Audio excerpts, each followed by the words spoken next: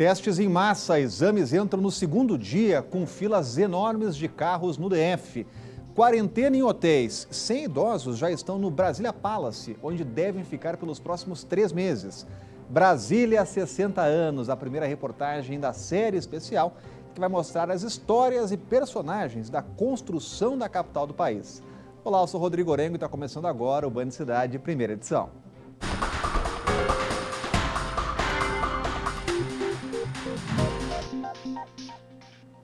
O Distrito Federal entrou no 5º dia consecutivo sem registros de mortes pelo novo coronavírus. Desde sexta-feira, são 24 mortes e um total de 913 casos confirmados. Em todo o país, o número de confirmações passa de 43 mil, com mais de 2.700 mortes. E a testagem em massa entra no segundo dia no DF. Só ontem foram feitos 3.200 testes, com 46 resultados positivos. Nesta quarta-feira, destaque para as longas filas de carros. O GDF vai usar os resultados como base para o plano de segurança na nova etapa de flexibilização do isolamento, que começa em maio. Mas o governador prevê que a capital do país deverá voltar à normalidade apenas em agosto. Hoje a fila de carros nos postos do estacionamento do Mané Garrincha e Parque da Cidade começou cedo, quase 3 horas antes da abertura oficial do serviço, às 9 horas da manhã. É desencargo de consciência, porque a gente nunca sabe. As pessoas são assintomáticas, então só para ficar tranquilo que está tudo bem. 8 pontos foram montados para testagem em massa no esquema de drive-thru. Todos concentrados nas 2 regiões com mais casos confirmados do coronavírus, Plano Piloto e Águas Claras. Mas quem mora em outras cidades não será impedido de fazer o exame. Ontem, no primeiro dia do trabalho, um dos pontos de Águas Claras foi fechado quase 2 horas antes do previsto. A Secretaria de Saúde informou que cada posto tem uma capacidade de atendimento. O governador também falou sobre o assunto. Mas ninguém aqui está sendo proibido de fazer o teste, está liberado para todo mundo. A gente espera adquirir ainda mais testes, estamos pedindo também ao governo federal. O governo vai realizar 100 mil testes até o início de maio, quando pretende entrar em uma nova fase de redução da quarentena, liberando outra parte do comércio. O GDF vai usar o serviço de testagem rápida para a Covid-19 como plano de segurança para começar uma etapa mais branda de isolamento. E a gente espera com isso, com essa testagem em massa, com a distribuição em massa de máscaras, que a gente possa abrir realmente dia 3 o comércio com a segurança prometida pelo governo do Distrito Federal. Mas o retorno de algumas atividades não foi divulgada, como de cinemas, salões e academias. E nesta manhã, em entrevista à Rádio Bandeirantes, Ibanez revelou que estuda multar quem não aderir ao uso de máscara nas ruas da capital. Vamos colocar fiscalização, podendo até no decreto, eu estou estudando a aplicação de multa. Mas aí eu estou fazendo esse estudo exatamente porque eu não quero penalizar se a gente não tiver condições. Você não pode obrigar as pessoas a uma coisa que não existe, entendeu? Então nós estamos primeiro adquirindo as máscaras, vamos doar as máscaras e aí vamos cobrar a utilização. O governador avalia que a capital do país deverá voltar à normalidade apenas em agosto. Olha, o primeiro dia de testagem em massa de coronavírus aqui no Distrito Federal trouxe notícias animadoras. Foram quase 3.200 testes, dos quais apenas 1,4% apresentaram coronavírus. Esse tipo de informação é essencial para que o governo do Distrito Federal decida a extensão da flexibilização dos decretos que restringem o funcionamento de atividades, que mantêm as escolas fechadas e etc. Nada será feito de maneira apressada, assodada. Se houver antecipação da reabertura de alguns segmentos, isso será produto de muita reflexão, muita discussão, inclusive no que se refere às aulas, tanto das escolas cívico-militares, cuja antecipação de reabertura está sendo considerada, mas não foi decidida, e assim como também esse 500 mil de alunos que estão em casa nas escolas públicas, ansiosos pela retomada das atividades. E ainda durante a entrevista à Rádio Band News, o governador disse que estuda se vai ou não reabrir as escolas cívico-militares. E já na próxima semana, a ideia que surgiu depois de um encontro com o presidente Jair Bolsonaro foi rejeitada pela Associação de Pais e Alunos. O comentário foi feito após o governador ter um encontro com o presidente Jair Bolsonaro. Segundo Ibanez Rocha, o presidente havia revelado no início desta semana a vontade do retorno escolar de pelo menos das escolas cívico-militares. Preocupados que o pedido se torne realidade, a Associação de Pais e Alunos do DF resolveu criar uma petição contrária à ideia. É importante que, nesse momento, a comunidade escolar seja ouvida acerca dessa intenção do governo do Distrito Federal de retornar de maneira gradual às aulas nas escolas cívico-militares. A capital tem 14 escolas com 25 mil alunos. 2 unidades são regidas pelo Exército, mas também tem unidades que exercem atividades com a parceria dos bombeiros e a Polícia Militar. E é por isso que o governador prometeu analisar o pedido, mas não descarta uma abertura por etapas. Quando a gente fala em reabertura gradual, é exatamente nesse sentido. Nós vamos ter que trabalhar com reabertura gradual, inclusive de escolas. Não adianta pensar que esses alunos não vão voltar a estudar, que uma hora eles vão voltar a estudar. Então nós vamos ter que fazer isso com o máximo de segurança. Uma nova reunião entre as duas autoridades foi agendada para o fim desta semana. Vamos falar agora sobre o Congresso Nacional, porque deputados e senadores têm na pauta de hoje uma série de projetos para tratar da pandemia. Os detalhes estão chegando ao vivo com a Renata Dourado, já está com a gente. O que tem na pauta de hoje, hein, Renata? Boa tarde. É isso, Rodrigo. Muito boa tarde para você. Uma ótima tarde para todos que estão aí nos acompanhando. São temas muito importantes, como você falou, todos voltados à questão da pandemia. Então, são sessões remotas, sessões virtuais, cada senador, cada deputado das suas respectivas casas. No Senado, tem uma sessão prevista para logo mais às 4 horas da tarde. E entre os temas importantes que eles vão analisar aquele tema que amplia o benefício de R$600 para outras pessoas, outros trabalhadores. Então, a gente lembra aqui que o governo já está pagando esse benefício de R$600 para os trabalhadores informais, aqueles que não têm carteira de trabalho assinada, os microempreendedores. É preciso ter, no mínimo, 18 anos. A gente lembra que as mães que são chefes de família, que não têm os companheiros, recebem o dobro, R$1.200. Esse benefício ele pode ser pago para até 2 pessoas na mesma família. São famílias de baixa renda, então tem que ter uma renda per capita uma renda total de até 3 salários mínimos, algo em torno de R$3.100, e renda per capita, renda por pessoa, de meio salário mínimo, algo em torno de R$520. Então, os senadores já haviam aprovado uma proposta para ampliar esse benefício para outras pessoas, se não esse perfil aqui que a gente já está falando. Os deputados também, os senadores aprovaram, foi para análise dos deputados, os deputados aprovaram, só que modificaram a proposta e por isso ela retoma para uma nova análise dos senadores. E entre as principais mudanças, a gente lembra aqui que é a possibilidade de pagar o benefício para jovens mães que tenham menos, portanto, de 18 anos, e também a possibilidade de você dobrar o benefício para os homens que são chefes de família que não têm a companheira. Então, um tema muito importante que vai ser analisado hoje pelos senadores. Se os senadores votarem, fecha esse ciclo no Congresso Nacional e aí segue, portanto, para análise do presidente da República, Jair Bolsonaro. E já a Câmara volta também outros temas importantes, Rodrigo, e uma preocupação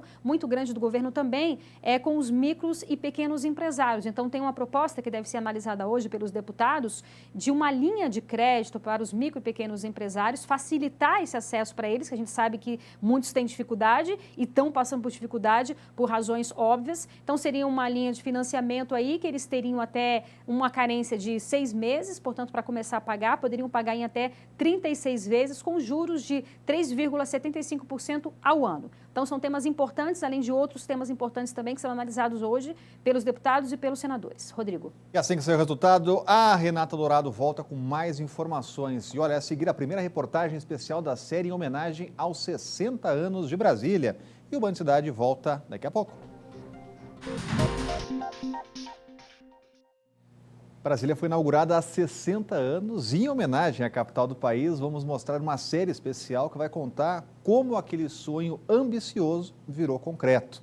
No primeiro capítulo, histórias e bastidores da construção da nossa capital federal. E personagens que chegaram junto com os pioneiros, os primeiros candangos. Veja na reportagem de Valtênio de Oliveira.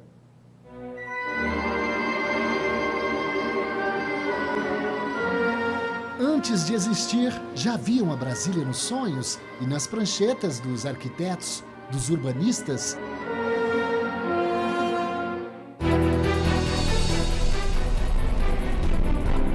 cidade diferente de todas as outras inauguradas.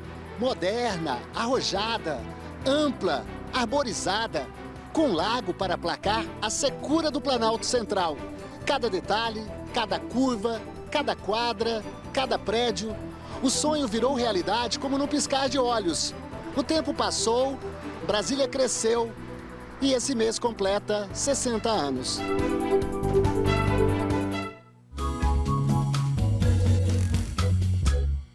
Construir a capital no centro do país era projeto antigo desde o tempo do Império, mas só no governo de Juscelino é que a ideia saiu do papel.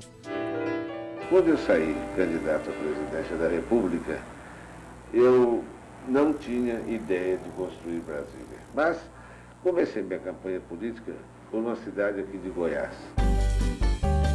O dia 4 de abril de 1955 ficou guardado para sempre na memória desse vendedor de seguros de Jataí, cidade do interior de Goiás, onde Juscelino Kubitschek lançou-se candidato a presidente. Levantou o dedo nessa posição e perguntei, já que Vossa Excelência falou tanto em cumprir a Constituição, nós queríamos saber se Vossa Excelência eleito vai mudar a capital da República conforme está previsto na Constituição. Ele deu uma murchada, viu? Olhou para um lado, para o outro, para os seus companheiros de palanque. Não se dizia agora, hein? Mas respondeu. Ele disse, com as bênçãos e as graças de Deus, este compromisso há de ser cumprido. Brasília foi a síntese do programa desenvolvimentista de JK, cujo lema era 50 anos em 5. 1957, chegaram ao local da futura capital os primeiros candangos, como ficaram conhecidos os trabalhadores pioneiros que vinham atraídos pela possibilidade de um novo começo e de novas oportunidades. Mais de 60 mil pessoas vieram de todas as partes do país para trabalhar na construção de Brasília. Eles viviam em acampamentos provisórios, que mais tarde se transformaram nas cidades satélites, que não constavam no projeto original de Lúcio Costa e Oscar Niemeyer.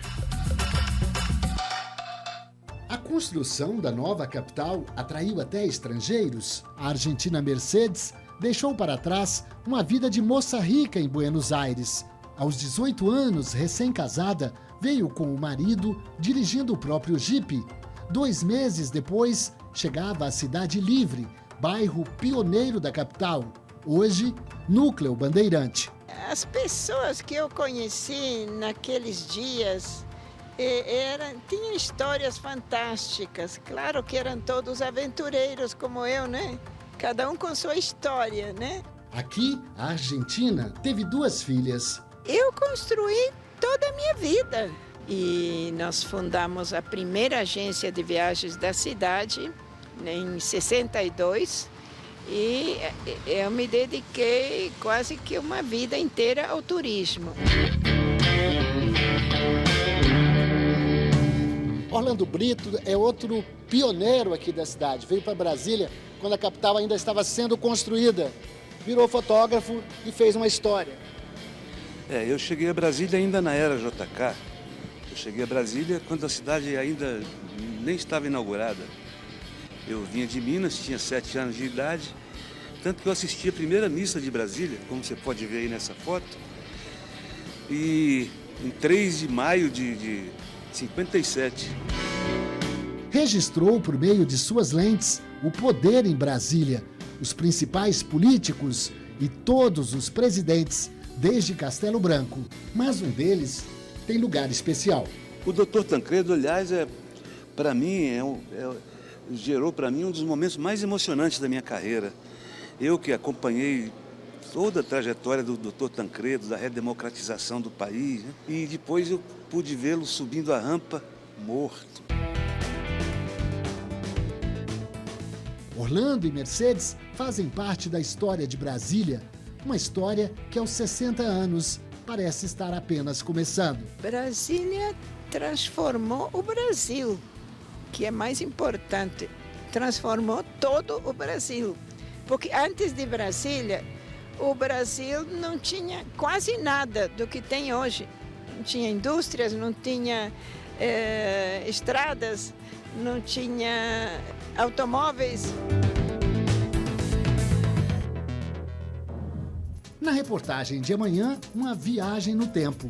Na cidade de Diamantina, no casarão onde JK nasceu, você vai conhecer o museu que abriga importante parte da história do Brasil.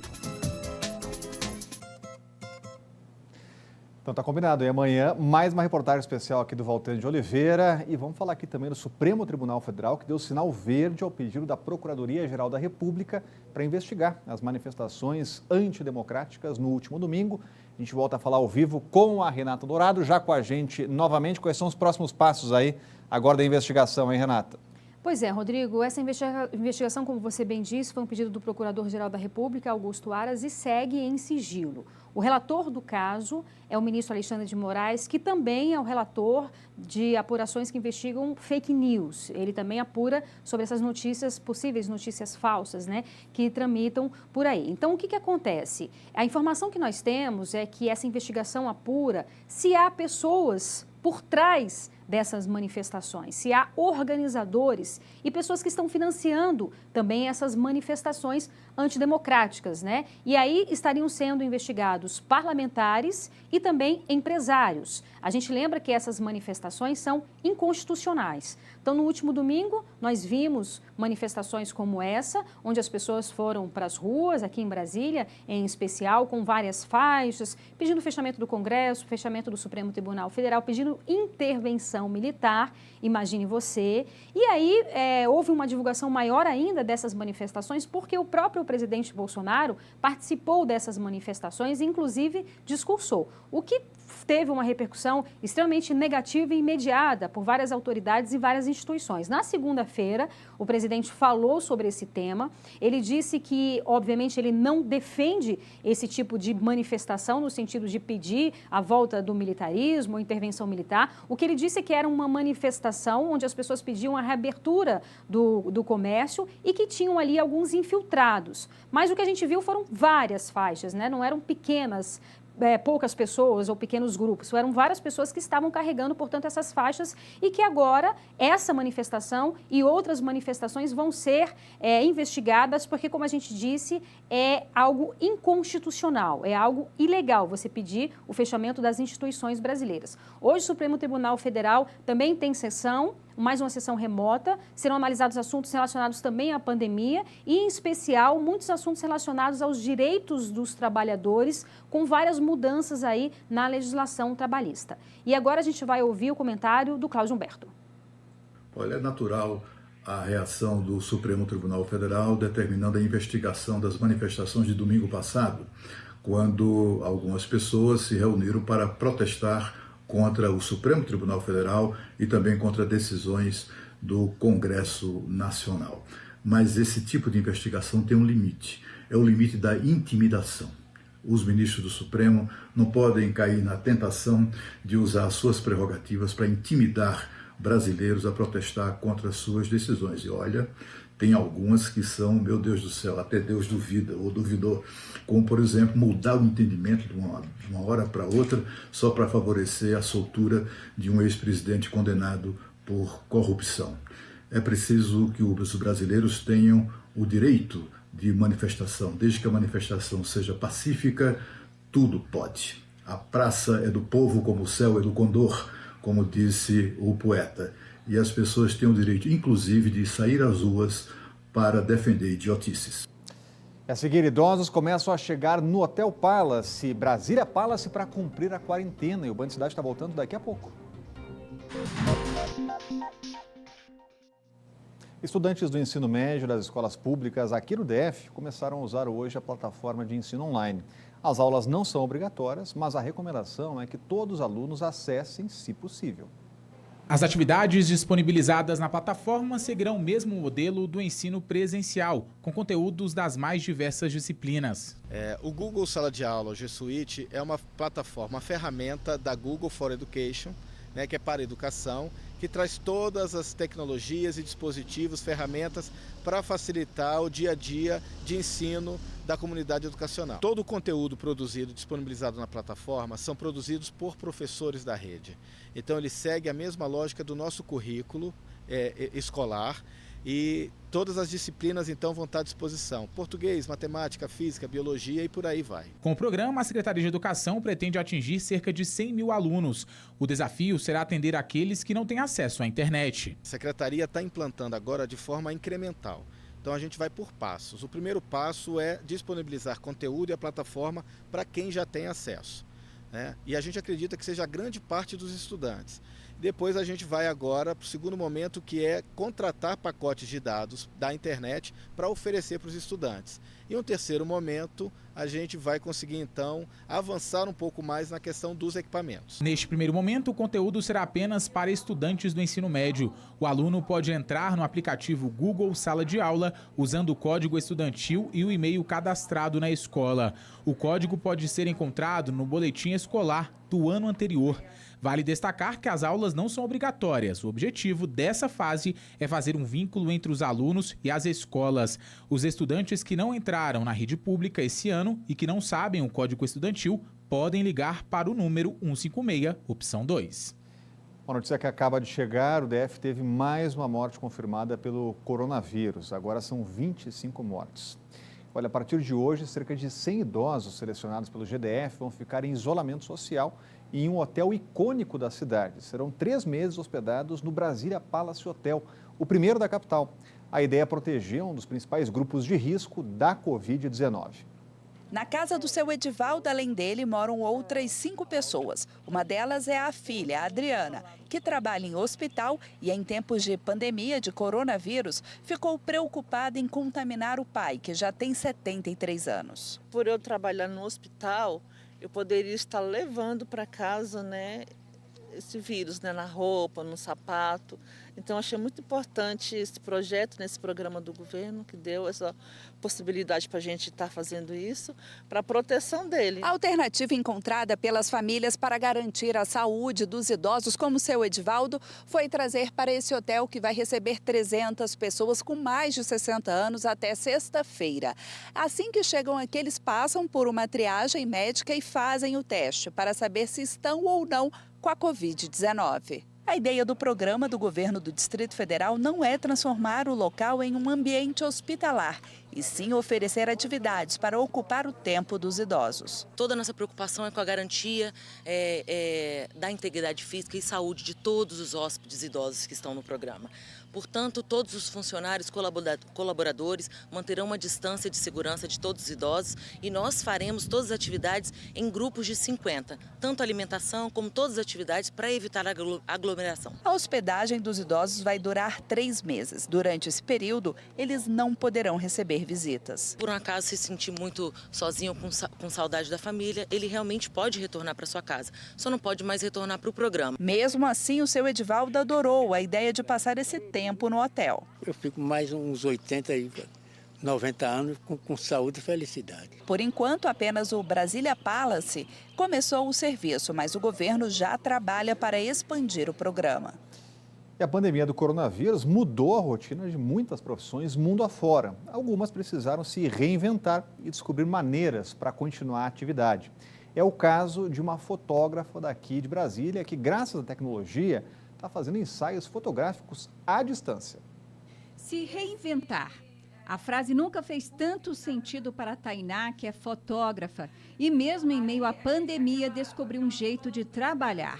Todo o aparato de equipamentos para fotografar foram substituídos por um único, o celular. De casa mesmo, através de uma videochamada, a Tainá posiciona a modelo e começa a fazer os cliques. Vem mais pra cá mesmo, vem mais, a gente vai te tirar dessa luz estourada, vai mais, vem mais pra mim, é por aí. Tem sido uma experiência muito bacana, todos os clientes atendidos até agora nesses ensaios tiveram depoimentos semelhantes, falando de como foi bom ter um respiro dentro de todo esse caos, essa incerteza que a pandemia tem causado na vida prática deles. E eu tenho ficado muito feliz com o resultado, né? A Laiana está grávida de 34 semanas e não queria deixar de registrar esse que é um dos momentos mais importantes da vida dela. No conforto de casa e com as orientações da Tainá, a lembrança da gestação da Marina está garantida. Foi lindo demais, foram momentos incríveis, de muito afeto, muito carinho, muita paciência e um talento inacreditável. Então, assim, eu estou aqui com o coração emocionado e só tenho a agradecer a Tainá pelo presente lindo que ela pôde nos dar, de eternizar esse momento. A rotina da fotógrafa mudou pouco. Foi justamente nesse momento de isolamento social que a Tainá viu a oportunidade de mergulhar em algo considerado primordial no trabalho dela, a sensibilidade. O objetivo das fotos é levar afeto e proximidade para as pessoas. O que a gente está vivendo hoje é um cenário muito atípico e muito único, que vai ficar marcado para sempre na vida de quem está passando por toda essa experiência.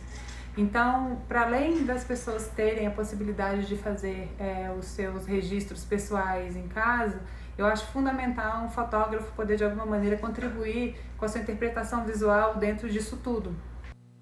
É hora de se reinventar. E mande para cá o seu vídeo também, relatando como você e a sua família estão se adequando aí ao isolamento, como é que está a convivência, o que estão fazendo para superar tudo isso, e vamos mostrar aqui os vídeos dos nossos telejornais. Então anote aí nosso número, que é o 999769204.